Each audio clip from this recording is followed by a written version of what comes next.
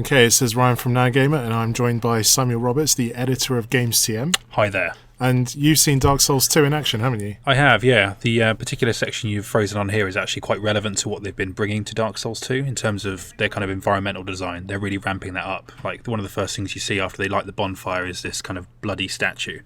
And those sorts of kind of creepy details, that kind of incremental storytelling stuff, that really is key to kind of developing Dark Souls 2 from its predecessor. I like the fact you've just gone straight in, because I was going to have this serve as a pointless meandering intro, but you've just gone straight in there. Oh yeah, let me tell you what I've been having for lunch. I had turkey and pasta with a little bit of gravy on it. Didn't really go, but it was, it was all right. Just to give a bit of background to this, you went to Namco Bandai's press event in New York and you saw Dark Souls presentation, which I believe is the same one IGN had. Yeah. Obviously, we can't show the IGN presentation because I'm sure their legal team will kick down our doors or smash through the windows, whatever it is they do.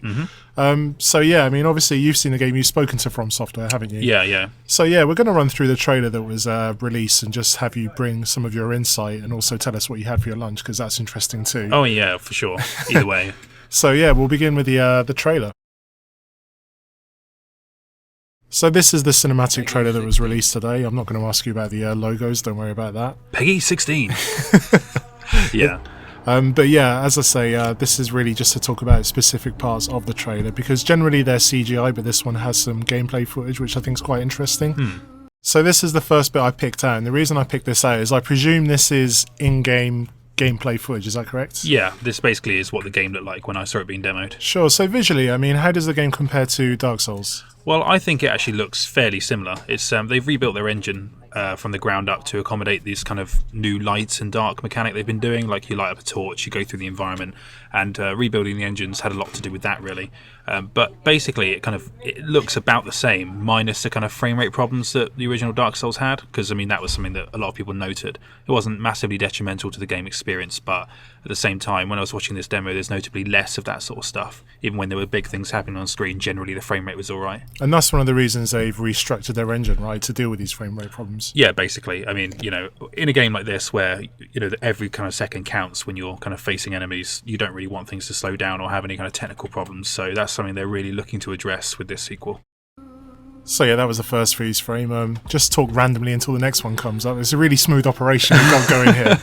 Absolutely, yeah. I mean, I was kind of impressed by this sort of environmental detail they showed in the demo. I mean, there really were just bits where you kind of looked out onto some quite shocking circumstances and were like, wow, that this is telling a story in itself just through the environment. And I think we can see it here as well. It's just you're left to kind of guess at what's kind of been going on there before you arrived, and that element is still really compelling in Dark Souls 2, I think. Yeah, I mean, I know I spoke to you briefly when you came back, and you said that one of the key things for them was just having more varied locations. Is that something that's really come through so far? Yeah, I think so. Like, one of the most impressive things they showed us, and I think it was in the footage that IGN had as well, was this giant kind of sword that was sticking out the side of an environment, and you can walk onto it and you walk outside, and it's part of the world, and there's this kind of rusted hand attached to it, and it feels like everything has a sort of history, and there's just so much detail in it, and that sort of stuff really will impress you if you kind of played hundreds of hours of the first game. So I'm guessing it's the same kind of thing where you learn about the world and I guess some of the narrative and the background just through the environment and through those kind of organic ways. Yeah, basically. That sort of stuff is just still so impressively done, and that was the focus of what they showed us, really, as well as showing us that this is still the hardcore game of choice. Alright, so the next bit it's going to freeze frame on is, in the trailer it actually cuts off, but there's a carriage that comes hurtling down the tunnel and then you die. You've spoken to them about difficulty. What do they have to say about that? Well, basically, they used the word accessible when they were revealing the game originally, and that was kind of a mistake, really, because obviously Dark Souls has the most hardcore fan base of pretty much any AAA console title these days. And so what they showed us in the demo was designed to show us that you will still die loads and through increasingly extravagant ways. Like being run down by this chariot was one of the sillier ones. Be like getting axed through the eyes, that sort of stuff.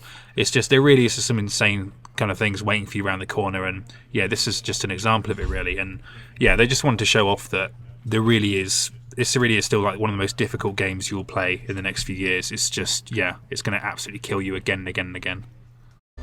And the last thing I've kind of pulled out for attention is this scene here, because I know, again, this was one of the things you mentioned that was really impressive. Yeah, it didn't look quite this good in the demo I saw. I assume this might be maybe CG, but when you kind of saw this skeleton of this dragon there, you just thought it was an environmental detail. And then you pick something up off the floor, and then it starts moving, and it's just like, that is just so impressive visually. I mean, not as impressive as it looks here, but it still looked pretty damn cool. And you had to fight it to survive.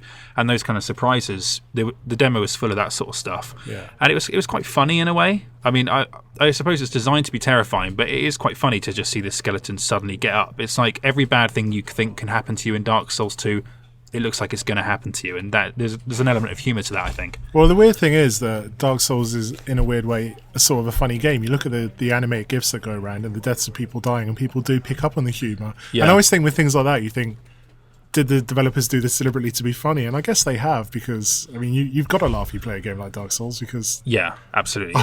otherwise you will just cry tears of frustration. The last thing they showed us in the demo, the thing that kind of made everyone laugh, was they just kind of, the co-director just said, right, I've got one last thing to show you, and you kind of do this sword gesture on the side of a cliff, and then these three little pig things just charge you and knock you off the cliff to your death. It says you have died, and that is the end of it.